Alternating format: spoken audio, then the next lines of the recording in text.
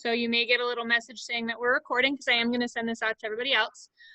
All right, so my name is Kelly Fernie and I work at Jefferson Elementary. Most of you guys know me. I'm assuming all of you know me. And so I'm going to talk to you guys today about the Bitmoji classroom. So just a couple things, if you guys could please mute yourselves. I'm going to be sharing the screen, and any questions you guys can put right in the chat box. Amanda's going to be kind of my moderator. She's going to be answering questions, and if she can't answer the question, she'll kind of pose it to me while we're going, so that way I can show you as we go, okay? So we're going to start by, I'm going to first show you what my Bitmoji classroom looks like so you guys can kind of see what we're doing. Can you guys give me a thumbs up if you can see my PowerPoint? Okay, perfect. This is, like I said, my first Zoom meeting, so I'm trying to do my best to make sure everything's good here. So what I've done is I've created my Bitmoji classroom, and I've actually done it on a week format, but you can kind of do it however you would like that's going to fit you, and I'm going to show you all those pieces. So I'm going to show you what mine looks like and how it works. So let me come here. So this is what the kids would open and see, and so I have it linked, so when they hit this, it can take them to the different pieces. So I have my classroom information page. I have a weekly agenda that I'm going to fill in. I have my reading room. So my reading room is different than my math room. And within there, I can take them, oh, linked that to the wrong thing. My bad. So in here, takes it to their centers page. I don't know if you guys could hear that, but I don't know if I linked the audio right, but, and then I have it linked to individual days, so I can put their agendas of what they're doing for that day, and then for their assignments, I can click it and it'll take them to their assignments that they need. And I haven't really filled those with anything because I'm still waiting on information from our district on what exactly is going to be expected, and I still have to meet with my team, so this is more of just like my template. So that's my math, my reading room, my math room, my writing room, science, and social studies. And you can really make these kind of however you want to make them. And basically it just goes through and it links to outside information. So now that you've kind of seen how I've done it, I can take you guys out of here and we'll kind of jump right into it. And one thing that I do want to make clear is that this is for PowerPoint. I'm not showing you guys how to do it on Google Slides because we can't link our Google Slides for our district, but what I'm showing you here is pretty transferable to Google Slides as well, so it really shouldn't matter going back and forth. So I'm going to share, so it's on my screen. Perfect. So now we're going to show you how to create your own kind of Bitmoji classroom. So to start, you can just open a brand new PowerPoint. Okay, and can you guys give me another thumbs up if you can see the blank PowerPoint, making sure I've shared the right screen? Perfect. All right, so just click those out of there. And what we need to do now is we need to go look for a background. So this is a very simple process. Just go to your Google and you can just type in floor and wall background, okay? And you want to make sure you have floor and wall because you want to make sure that there's a floor piece and a wall piece for you to put on different things. Go to your images and you can look for something that you want. You can look for white, blue, green, living room. You can really do anything that you want to put them in here. So I'm going to go with something like this. I'm going to just right click it and save it. Now to do this, I'm going to put it in my own separate folder and I'm going to label it classroom background. Save it, and then it's going to come down here. I'm going to go to my PowerPoint, and I'm going to go to design, because what we want to do is we don't want to insert a picture. We want to make this as the actual background of the slide so it can't be moved or adjusted in any way. So you're going to go to design, then format background. And from here, you can see that there's an option for picture or texture fill. So you're gonna click that piece and it's gonna do the kind of like this burlap sack background.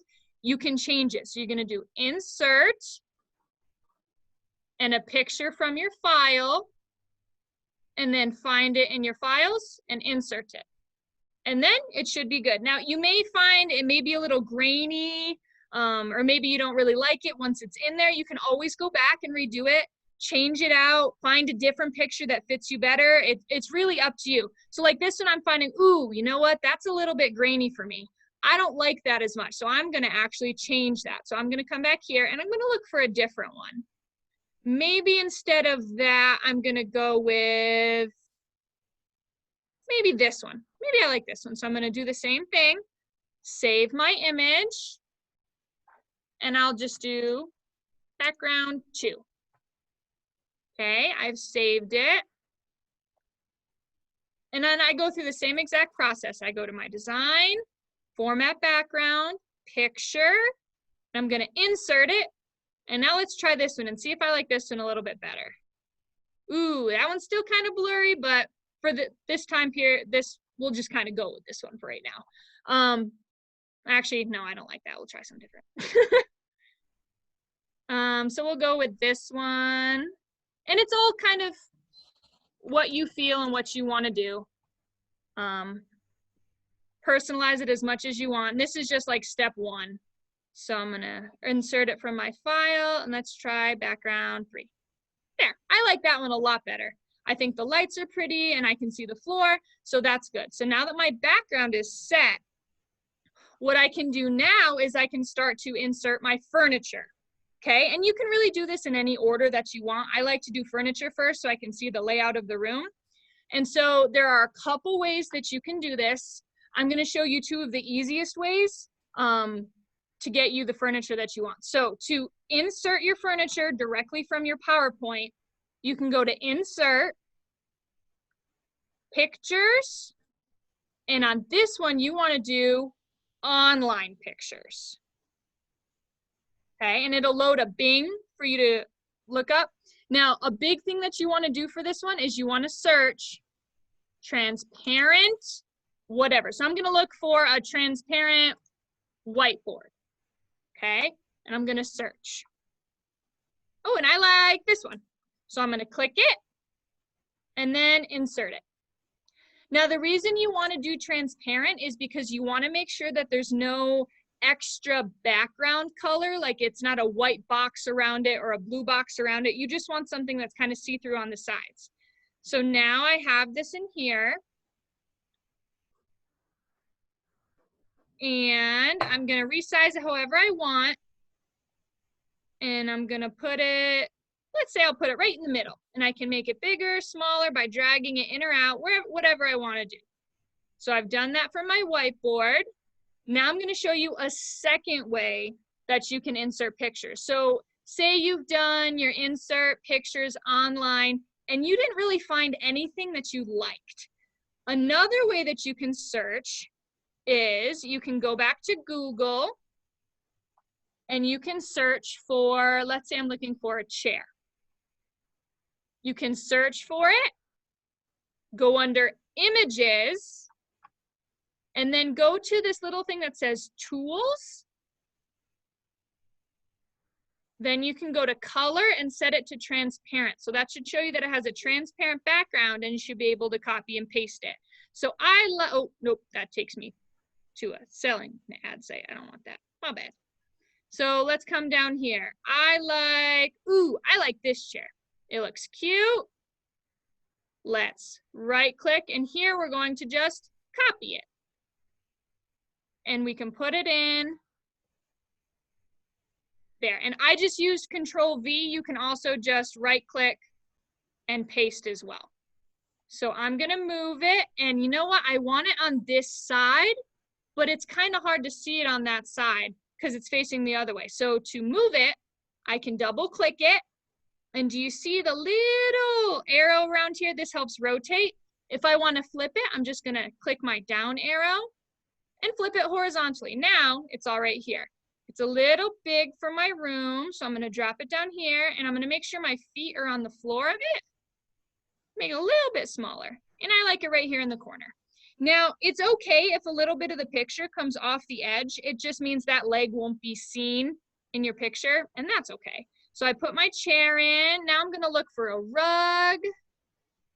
Let's online picture search, transparent rug. And, ooh, that's little, I like this rug right here. I'm gonna click on it, insert it, and then now, as you can see, there's a little credit underneath.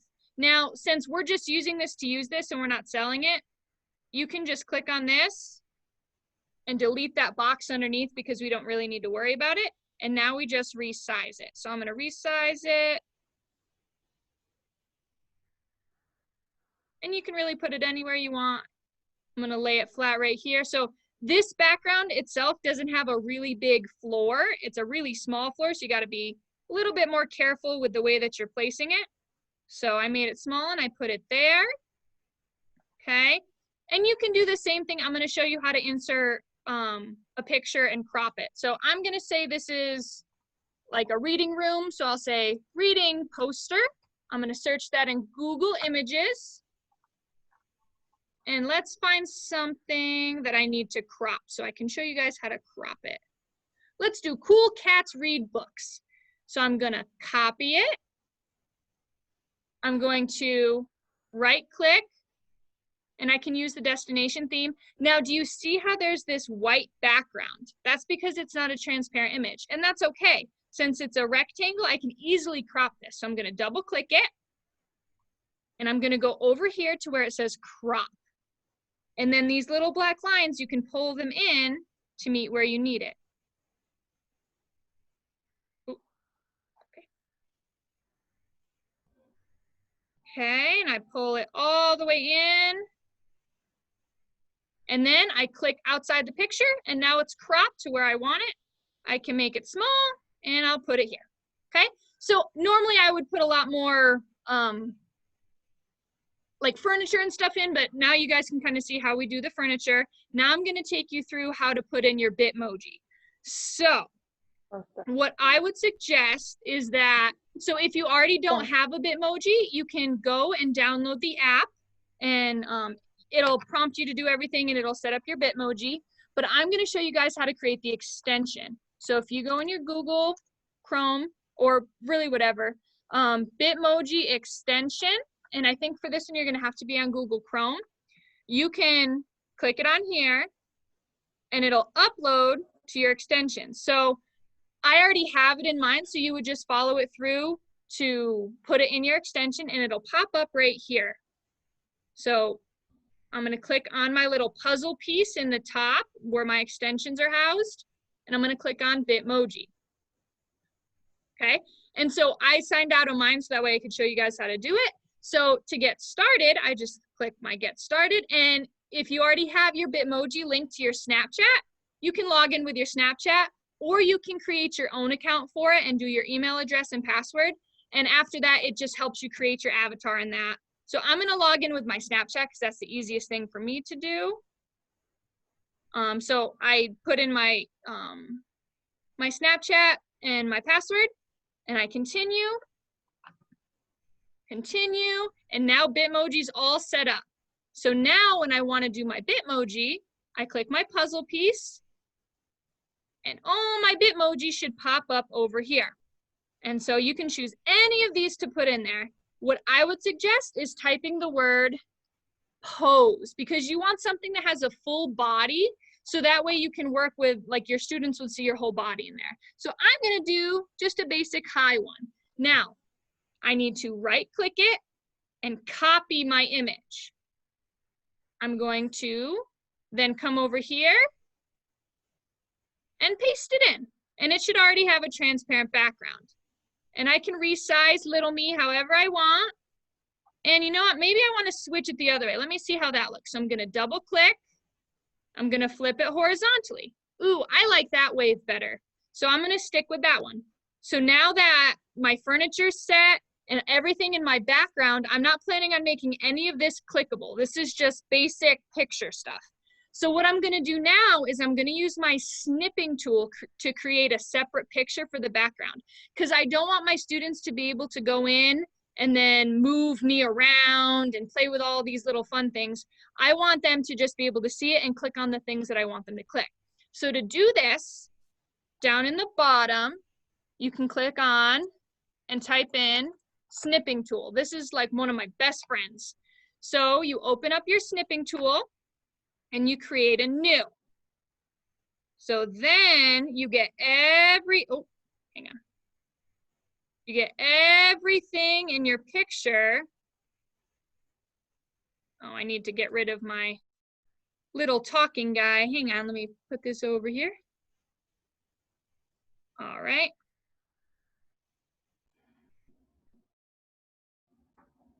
Okay, I put everything in a picture, and here's where I'm going to save it. So I do save as, and I'm gonna put it in my separate folder for it, and I'm gonna say classroom background pick.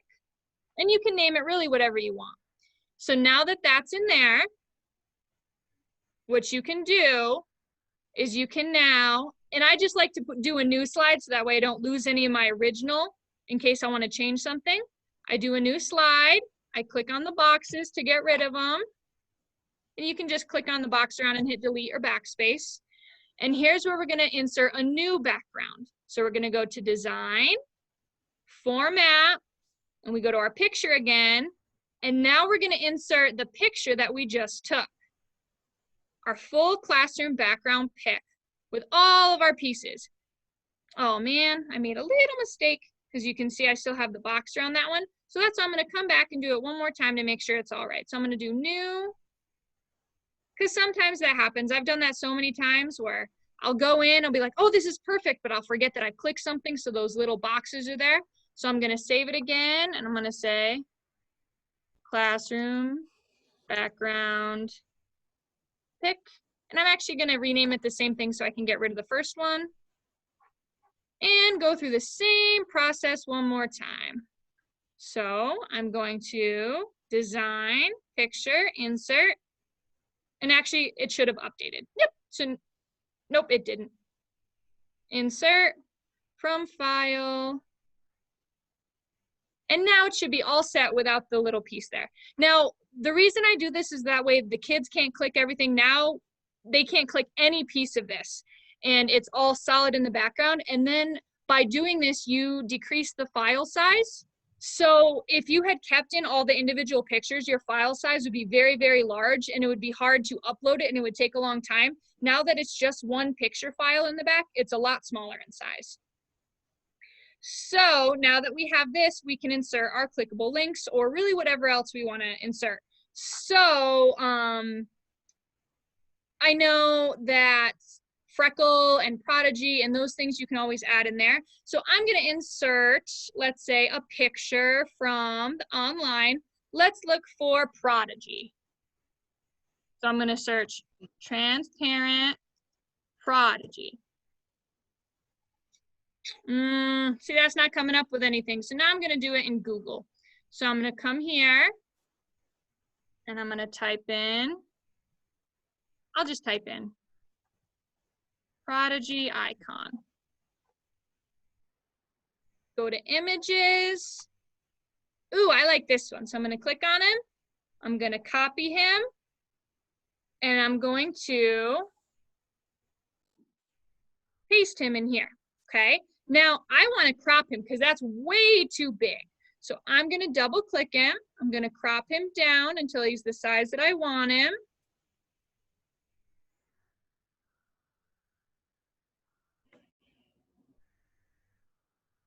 Good. And then I'm going to make him small too. So he's like right here. And I can put him on my board, or you can really put him wherever you'd like to put him. So I'm going to put him there. Okay. And now if I want to link him to Prodigy where the kids can click on it, I'm going to do this. I'm going to click on it. I'm going to right click and go to this little thing called link. This is how you link everything together for your classroom to make it clickable and interactive. So I'm going to link it.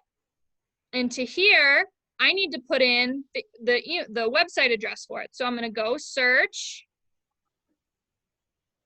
Prodigy. I'm going to go to Math Game. And I'm going to go to the learning platform. And I want the kids to be able to go just to the sign-in page. So I'm going to hit Play Prodigy. And it's the login page. Here, I'm going to copy the URL, come back in here, and I'm going to paste that URL in here. Then I'm going to hit OK.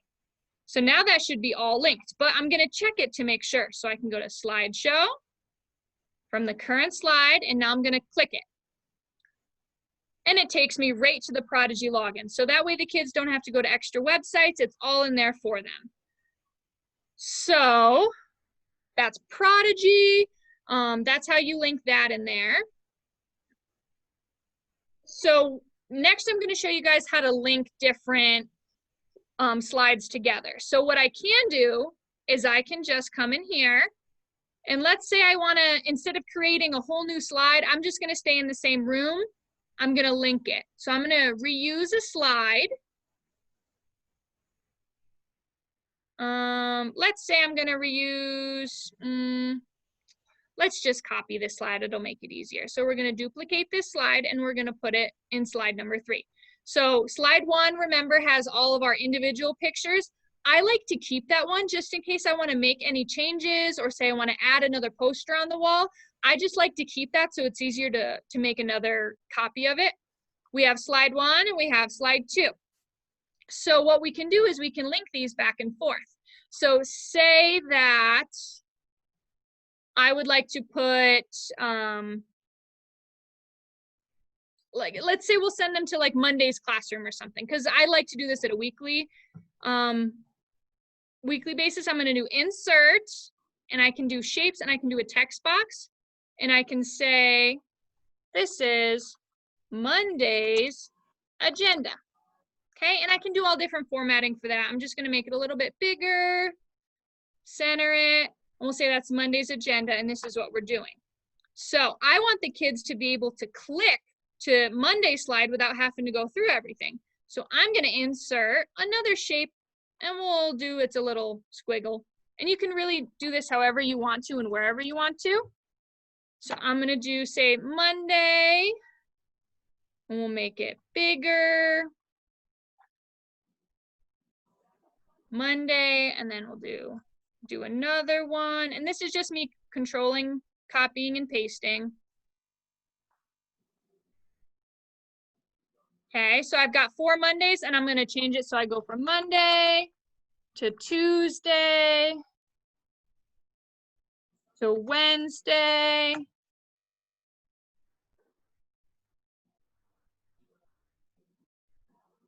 and Thursday. Okay, and normally, and you can make them whatever color you want. So now I'm going to copy, let's say I'll just do 4 of these. Tuesday, duplicate slide, so it's just making the slide the exact same. So I've got a Monday slide. I'm going to make this one a Tuesday slide, a Wednesday slide, and a Thursday slide.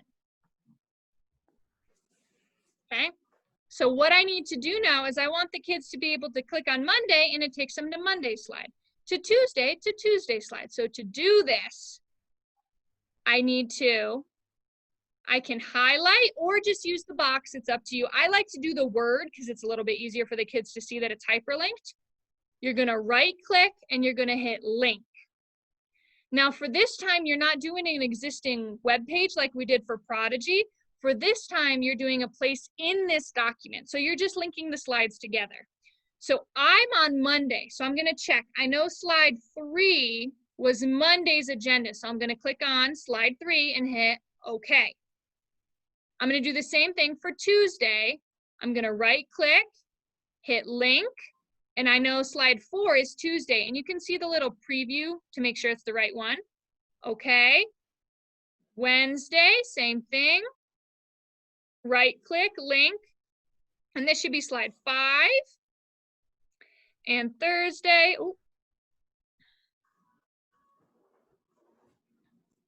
I'm gonna right click it, and that should be slide 6. So now whenever I click on these, it should take me to that separate page, okay? So now let's check it to make sure. We'll go from our current slide. I'm gonna hit, let's try Thursday. And it takes me to Thursday's agenda, okay?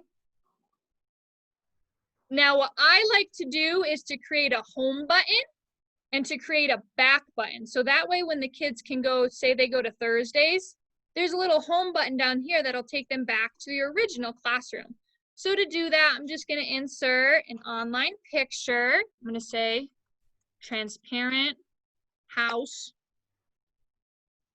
Let's do house icon. Well, let's go with this one. I like this one. We'll insert it. And that's really, really big. So I'm gonna make it a bit smaller. It doesn't need to be huge. And we're gonna put that down in the corner, okay? Now what we need to do is we need to link it back to our original slide so that way it can take them back. So now that it's down here, I just do the same thing. You link it, and we're gonna link it to slide 2, because that's where we want it to be. And this now should take us back to slide 2. Now, once you've linked it, and now you copy it, it already has the link in place. So I'm going to right click, I'm gonna copy, and then I'm gonna put it in every single slide that I want to come back to the original one. So on Mondays, Tuesdays, Wednesdays, it's all gonna go in here.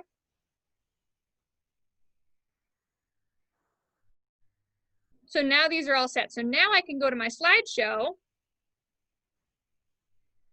Oh, hang on. And I can go to, let's say I'm gonna go to Wednesday. Ooh, so I see Wednesday's agenda, but maybe I wanna go back. And it takes me back to my original home screen. So now I can go to Monday and then back, and then Tuesday and then back, and then Thursday and then back. So I like to do this because I know a lot of kids are gonna get click happy, and I don't want them to be able to just click through the presentation and get lost everywhere. I want them to be able to see exactly where they're supposed to go and then be able to get back. So what I plan on doing and what I've done in mine is I also make it so they can't click within the slideshow. So to do this, you go to transitions, and then over here, it's gonna say advanced slide, and by default, it's gonna say on mouse click. We're gonna unclick that, okay? And we're gonna do it for every single slide. Get it out of there, get it out of there. And now when we go through our slideshow, they can't, like I'm clicking right now, you can't click anywhere except the approved hyperlinks. So that way they can't get lost in a place that they're not supposed to be. So that's how we link those slides. And that's how you link everything within. And you can also put other Bitmojis in. So say I want to put something else in. I can just go right up to my extensions, hit my puzzle piece, and I'm gonna do another one. Say I wanna do me reading. So I'm gonna right click it, copy it, and let's put it in my reading room again, just because I want to. And you don't have to. I don't like sitting this way, so I'm gonna flip me. I can put myself in the chair if I want, or keep myself down here. It's really up to you on what you want to do, okay? So that's how you use the snipping tool in your Bitmoji and all those individual pieces, and that's how you link your slides together, okay? And you can also create a new slide. So this is all one classroom. If I want to create a different classroom that I'm linked to, I just create another PowerPoint, and what I find is the easiest thing to do is you right click, go to reuse slides, and then you can put in a slide from another classroom. So I'm gonna put in my math classroom that I already created. So I'm gonna put in, let's say, just this one.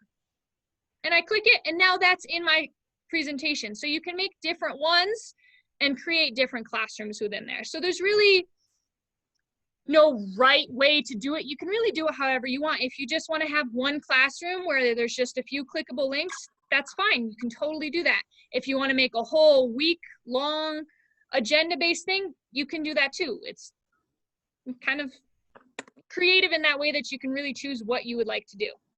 So that's pretty much it for the classroom and all the technical pieces of it. So I'm gonna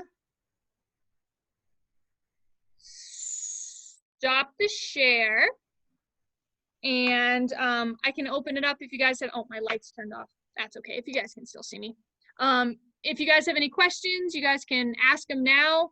I plan on using mine embedded within Microsoft Teams as an assignment, and then embedding their additional assignments in, so that way they're not clicking all the different places back and forth. It's more of like everything's all in one place for them, and it's a bit more engaging. But I'm still kind of waiting to hear from the district on what exactly we're going to be expected to do within Teams. So I'm kind of just setting up the rooms for right now. So do you guys have any questions for me? And you can put them in the chat box, or you can unmute yourself. You have one in the chat box. So Stacy's asking, how do kids get back from Prodigy to your site? Okay, so what they would do then is, so it just creates a new tab for them. So it would just pop up in a Google tab, and then they would just go back to the Microsoft Teams that they were viewing it in. So I can actually show you what that looks like. Give me 1 second and I'll share my screen one more time. All right. So I'm going to open up my Teams. And so I have a practice team that I've just been doing some stuff with to try to play around with. So I put this in a virtual classroom channel, and I uploaded this as the slides.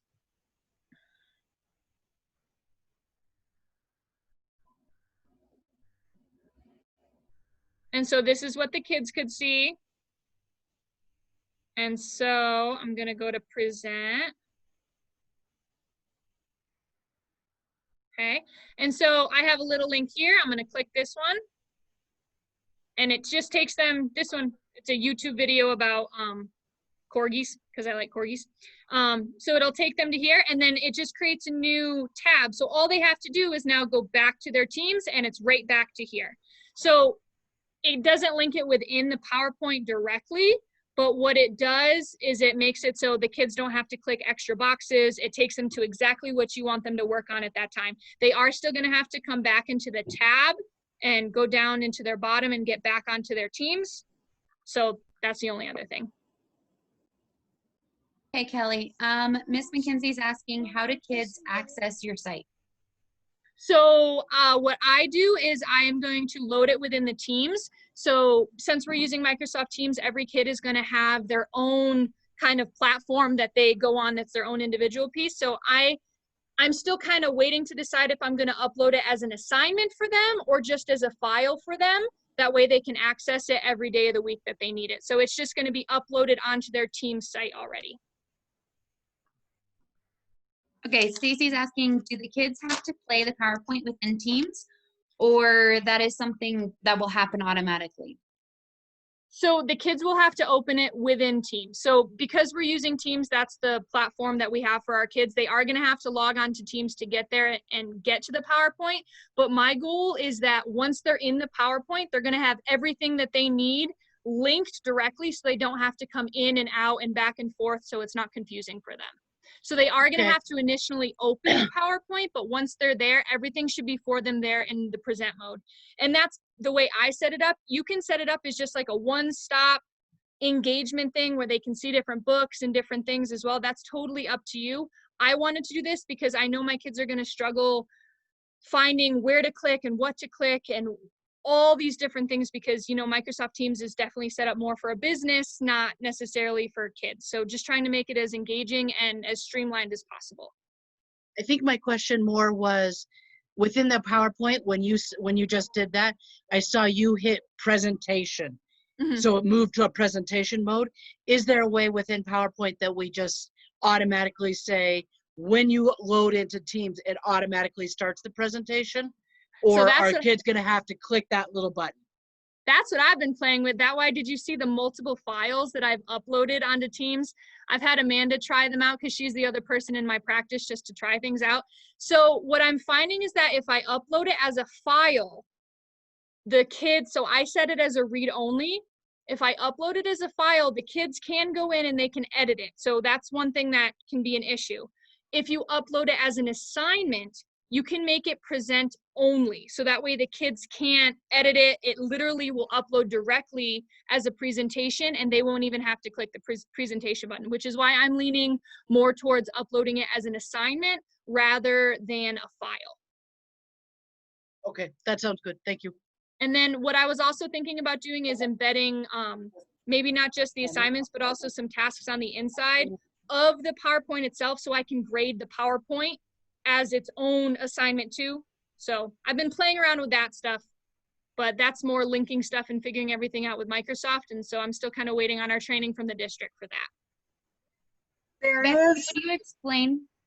Okay, so the other thing what I'm working on for Del Norte right now is on your website, school website, each teacher can have a classroom. And this is where I hope anybody who wants to use it, I'm making each teacher a classroom and they could just, and I'll try it out over the next couple of days and let you know.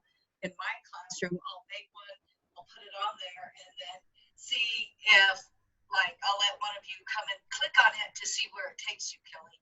Because that would be a great way for parents, because we're not only teaching kids, we're gonna have parents in our classroom all day long. So it helps parents to get from one place to another when they're helping. So I'm hoping that I can use this on not only in my teams, but they could just go to the website, which they're already used to check grades. And then if every teacher has a classroom, they can have all their, they could click on that, hopefully. Mm-hmm. Yeah, that would be great if we can do that for the classrooms. That would be awesome. I think the biggest thing would just be, I think in order to make it for the website, you would have to upload it to your OneDrive since it's a PowerPoint, or Right. if you're doing it on Google Slides, just the same thing, upload it onto your drive and stuff. So Right. as long as it's uploaded online, and that's why I did it through PowerPoint, because I know that's what we're doing for Microsoft Teams, it makes the transition between it a little bit easier. And so you're not, I know when I upload my PowerPoint to my Google Drive, I lose some of my fonts and I lose some of my transitions and links. So I would suggest if your school is using Google to just do it in Google Slides, and it's all the same process anyway, but that way you don't lose anything as you transfer over. And since our district's using Microsoft Teams, I would suggest using your PowerPoint so that way it's automatically, you don't lose any stuff.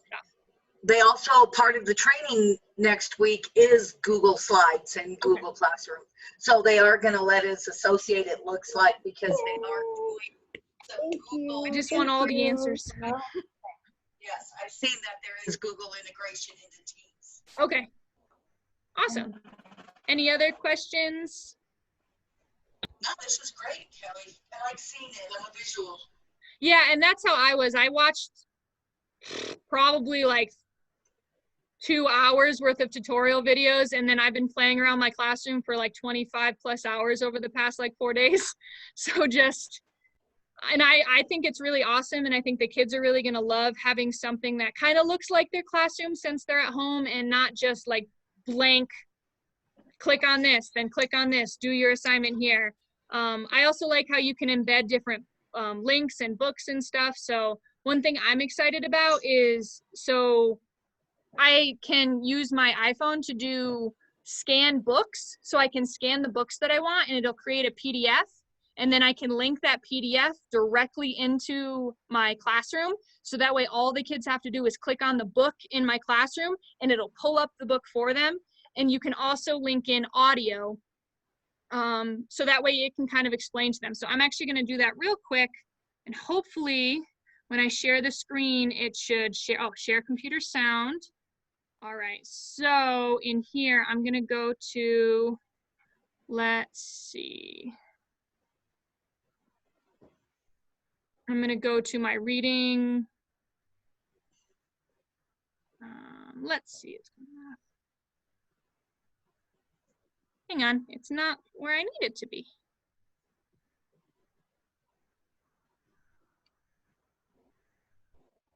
There we go.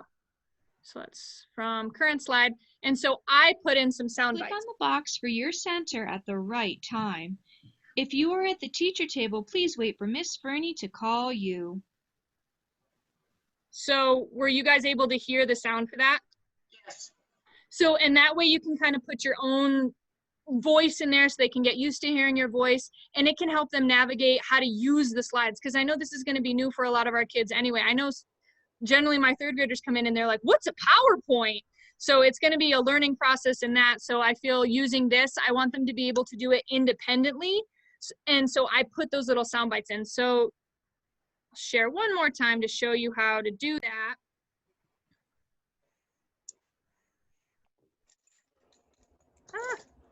Okay, so to do that, you just go to insert, and you can put in a video or you can do audio. And I just recorded it right from here. And you just record it, you hit OK, and then you can save it, and it creates this little guy right here. And then the kids just play that.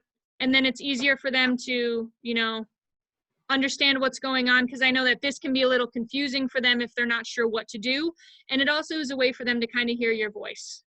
So that's one thing that I just played with, I think, last night or the night before, and realized I could do. So I'm still learning in this too.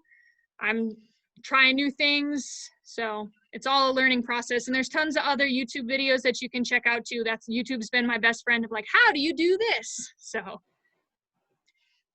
Chrissy wants to know if she can share the recording with her school after you email us the link for the recording. yeah, you guys can share it, whatever you guys want. I just want to get more people to be able to do this, especially because we're looking at being at virtual for, I know our district says September 7th, but we'll see. It'll still come in handy when the kids aren't in school. If we do go to that, it would be a great tool to when kids are at home. And I'm also planning on using this in years after, even when we're fully back in classrooms, as a site for my parents to get to. It probably won't be as involved, but it'll have all the information for parents to easily access, and so for kids to easily access as well. It would be a great homework. That I don't, but if you give homework, if you put your homework through this, it would be great. They don't have to carry, they can't forget it. All they do is click. Yeah. Does anyone know how many hours we're gonna have to be online with them? Stacy? No, not yet. Okay. I'm also working on creating individual portals for all the kids' information. So in one of my slides, each of the kids has their own cubby, and I'm trying to make it a portfolio where they can click on it and only they can click on it, and it'll have their passwords. It'll have the whole year's worth of work for them. So that way parent-teacher conferences, if we have to do them virtually, you can just share your screen and it'll have everything for the kids. But I'm still working on figuring out the permissions for that. So I didn't show that yet because it's still in its infant stages, and I have to see. I'm having a hard time trying all this stuff out because I don't have a student to assign it to, because we don't have students yet. So I can't see what the students see. So that's a work in progress for me. Make yourself a student with another email address. It's hard to do stuff that's outside of our directory. Well, and the district has restricted it. I tried to add Quinn as a student and it wouldn't let me. Teams also has a portfolio. Yeah. Part that you could just do their portfolio. Flipgrid's a great thing because the kids make a video and other kids can like the video and they can put stickers on it.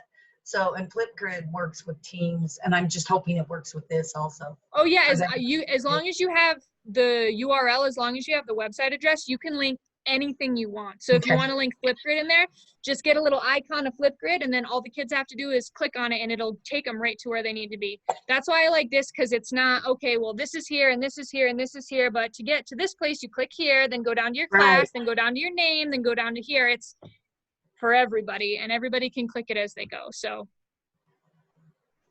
You just need to make sure with Flipgrid that they have approved it. I tried to use it last year and it was not approved, and I was working on getting it, and then everything happened. So, so hopefully, since it's listed in the Microsoft 360 apps, hopefully the district, and I know the district's gonna monitor what we use. We're not gonna have the freedom we'd like to.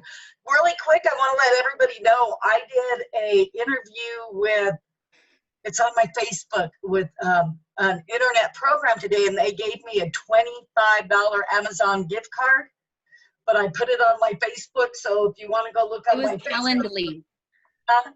Calendly Uh-uh. is what it was called. What was it? Calendly? No, that's not the one I did. Mine was out of, it was a program that I've seen before, and it's upstairs, so I don't have it with me. But they're just trying, teachers get a free year of it. They're trying to get you to fall in love with it. But whether you like it or use it or not, there's nothing better than a $25 Amazon card. Yeah. I can tag Kelly and Amanda and Laura and Stacy, my Facebook friends, and then you can see if you can. It was a 30-minute conversation. It went by quick, and I thought a $25 Amazon gift card was great. Ooh. All right, well, you guys all have my email. You guys have my Facebook if you need me. You can email me, you can message me. I would love to, I can do another virtual meet if you guys need individual help. I can give you guys email help. I just really want you guys to be able to use these resources. So please use them. And then if you want, you can send them to me and I'll check them out because I think they're really cool and I love watching what other people have created. So thank you guys for coming. I really appreciate everything and I look forward to seeing all you guys' classrooms. Thank you, Kelly.